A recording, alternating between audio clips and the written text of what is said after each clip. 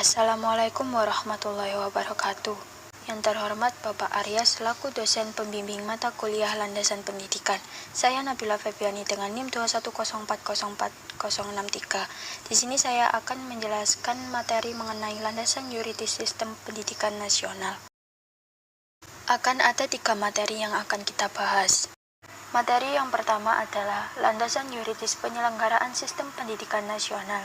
Cita-cita pendidikan dan amanat Undang-Undang Dasar Negara Republik Indonesia tahun 1945 mengenai penyelenggaraan sistem pendidikan nasional. Hal tersebut terdapat pada alinea keempat pembukaan UUD 1945. Di sana tersurat dan tersirat cita-cita nasional di bidang pendidikan, yaitu untuk mencerdaskan kehidupan bangsa. Yang kedua adalah wajib belajar. Wajib belajar merupakan tanggung jawab negara yang diselenggarakan oleh lembaga pendidikan pemerintah, pemerintah daerah, dan masyarakat.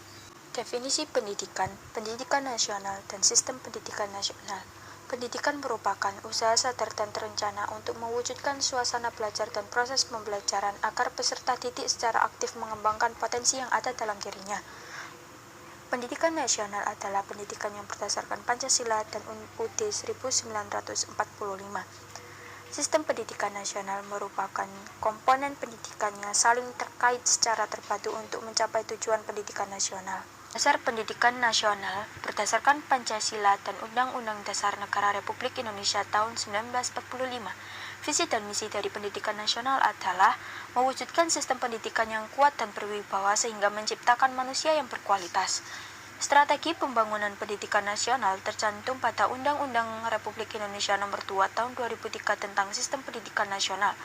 Fungsi dan tujuan dari pendidikan nasional adalah mengembangkan kemampuan dan membentuk watak serta peradaban bangsa yang bermartabat. Prinsip penyelenggaraan pendidikan diselenggarakan secara demokratis dan berkeadilan serta tidak diskriminatif. Hak dan kewajiban warga negara. Tiap-tiap warga negara berhak mendapatkan pendidikan. Pendidikan khusus dan pendidikan layanan khusus. Setiap warga negara wajib mengikuti pendidikan dasar dan pemerintah wajib membiayainya. Hak dan kewajiban orang tua memberikan pendidikan dasar kepada anaknya. Hak dan kewajiban masyarakat. Masyarakat berkewajiban memberikan dukungan sumber daya alam dalam penyelenggaraan pendidikan. Kewajiban negara. Negara memprioritaskan anggaran pendidikan sekurang-kurangnya 20%. Hak dan kewajiban pemerintah dan pemerintah daerah. Pemerintah dan pemerintah daerah berhak mengarahkan, membimbing, dan mengawasi penyelenggaraan pendidikan sesuai dengan peraturan perundang-undangan yang berlaku. Materi yang kedua adalah landasan yuridis penyelenggaraan sistem pendidikan nasional pada jalur, jenjang, dan satuan pendidikan. Yang pertama adalah jalur jenjang, jenis, dan satuan pendidikan. Jalur pendidikan terdiri dari 3 macam, yaitu pendidikan formal, pendidikan non-formal, dan pendidikan informal. Yang kedua adalah pendidikan anak usia dini, pendidikan kedinasan, pendidikan keagamaan, dan pendidikan jarak jauh.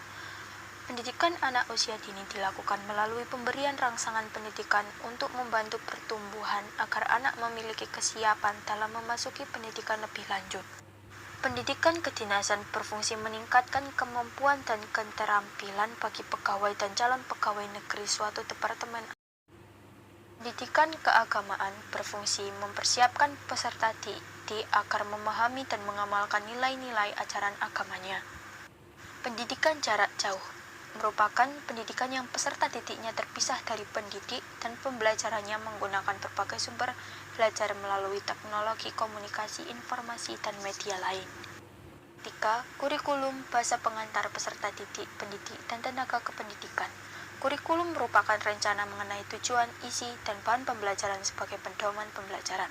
Bahasa pengantar menggunakan bahasa Indonesia dalam pendidikan nasional.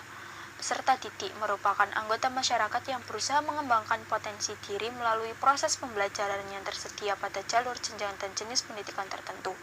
Pendidik dan tenaga kerja, berikut adalah pengertiannya. Sarana dan prasarana pendidikan. Setiap satuan pendidikan menyediakan sarana dan prasarana yang memenuhi keperluan pendidikan sesuai dengan pertumbuhan dan perkembangan. Pendanaan pendidikan. Pemerintahan daerah dan masyarakat mengarahkan sumber daya yang ada sesuai dengan peraturan perundang-undangan yang berlaku. Pengelolaan pendidikan dilaksanakan berdasarkan prinsip otonomi, akuntabilitas, jaminan mutu, dan evaluasi transparan. Peran serta masyarakat dalam pendidikan meliputi perencanaan, pengawasan, dan evaluasi program pendidikan melalui Dewan Pendidikan dan Komite Sekolah atau Madrasah. Dan yang kelima adalah evaluasi, merupakan bentuk akuntabilitas penyelenggara pendidikan kepada pihak-pihak yang berkepentingan. Akreditasi dilakukan untuk menentukan satuan pendidikan pada jalur pendidikan formal dan non-formal pada setiap jenjang dan jenis pendidikan. Sertifikasi berbentuk ijazah dan sertifikat kompetensi. Standar nasional pendidikan digunakan sebagai acuan pengembangan kurikulum, tenaga kependidikan, sarana dan prasarana, pengelolaan, dan pembiayaan. Materi yang ketiga adalah Standar Nasional Pendidikan SD atau MI dan guru sebagai pendidik profesional. Standar Nasional Pendidikan adalah kriteria minimal tentang sistem pendidikan di seluruh wilayah hukum Negara Kesatuan Republik Indonesia, meliputi standar isi, standar proses, standar lulus, standar kompetensi lulusan, dan lain-lain. Guru sebagai pendidik nasional. Guru adalah pendidik profesional yang tugas utama mendidik, mengajar, membimbing, mengarahkan, melatih, menilai, dan mengevaluasi peserta didik pada pendidikan anak usia dini jalur pendidikan formal, pendidikan dasar, dan pendidikan menengah, meliputi prinsip profesionalitas, kualitas, kompetensi, dan sertifikasi, hak dan kewajiban, dan lain-lain. Sekian dari saya, terima kasih, dan mohon maaf jika ada kesalahan kata atau salah ketik. Wassalamualaikum warahmatullahi wabarakatuh.